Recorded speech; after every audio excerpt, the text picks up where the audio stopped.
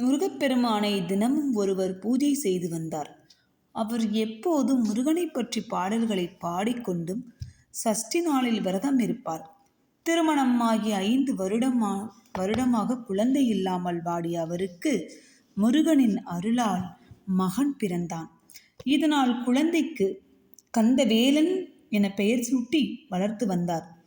கந்தவேலனுக்கு தன்னை போல் முருகனின் பக்தனாக வர வேண்டும் என்று எண்ணினார். முருகனின் கதைகள், அடியார்களின் வாழ்க்கை வரலாற்றை கந்தவேலனுக்கு சொல்லிக் கொடுத்தார் தந்தை. இதனால் கந்தவேலனின் மனதில் முருகனது நாமம் ஒலித்து கொண்டே இருந்தது.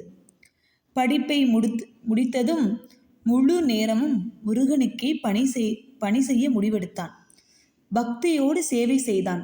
நக்கீரர், அருணகிரி போல தனக்கும் முருகர் காட்சி தருவார் என்று பரிபூரணமாக நம்பினான். சஷ்டி, கார்த்திகை நாளில் விரதம் இருந்து பக்தர்களுக்கு அன்னதானம் செய்து வந்தான். இப்படியே வருடங்கள் ஓடின. ஆனாலும் முருகனின் காட்சி அவனுக்கு கிடைக்கவே இல்லை. இதனால் மனதில் முருகனை காண முடியவில்லையே என்ற வருத்தம் தலைவிரித்து ஆடியது. தினமும் கோவிலுக்கு வரும் கந்தவேலன் கண்ணீர் வடித்தும் முருகா, உன்னையே நினைத்து உருகி கொண்டிருக்கும் எனக்கு காட்சி தருவாயா, அருள் செய் என்று வேண்டி நின்றான். அவனது பிரார்த்தனைக்கு மனம் இறங்கிய முருகன் அவனுக்கு காட்சி தர எண்ணம் கொண்டார். அன்று வைகாசி விசாகம். பக்தர்கள் அன்னதான மண்டபத்தில் அமர்ந்திருந்தனர். அப்போதுதான் அவனுக்கு அந்த அற்புத காட்சி நடந்தது. ஆம், சன்னதியில் நின்றவர் முன் முருகன் 6 முகங்களும் 12 கரங்களுடன் காட்சி தந்தார்.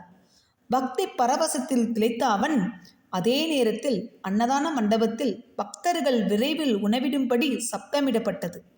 அவனது காதில் விழுந்தது. அதை கேட்டு படபடத்தான். முருகா, எத்தனையோ நாட்கள் கழித்து நீ எனக்கு காட்சி தருகிறாய். உன் பேரழகை ஆயுள் முழுவதும் தரிசித்து கொண்டிருக்கலாம். ஆனால் வந்தவர்களை காக்க வைத்துவிட்டு உன் முன்னால் அமர்ந்திருப்பது முறையல்ல. இதோ 1 நிமிடம் உணவு பரிமாறிவிட்டு வந்து விடுகிறேன் என சொல்லி பதிலுக்கு காத்திருக்காமல் விரைந்து சென்றான்.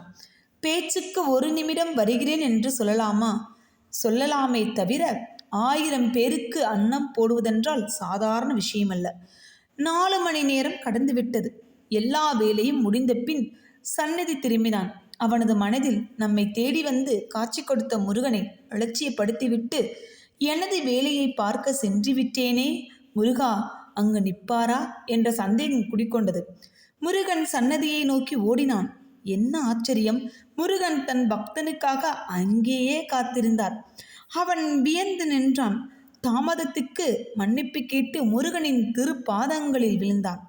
கந்தவேலா, வருந்தாதே. எனக்கு செய்யும் பூஜையை விட அடியார்களுக்கு அமுது அளிக்கும் உன் பணியில் இருந்து கடமையுணர்வின் முன் நான் நிற்பது ஒன்றும் பெரிதல்ல. உன் கடமையை எப்போதும் சரியாகச் செய். அப்படி உன் பணிகளை சரியாக செய்தாலே போதும். அது என்னை வணங்குவதற்கு சமம் என்று சொல்லி ஆசீர்வதித்தார்.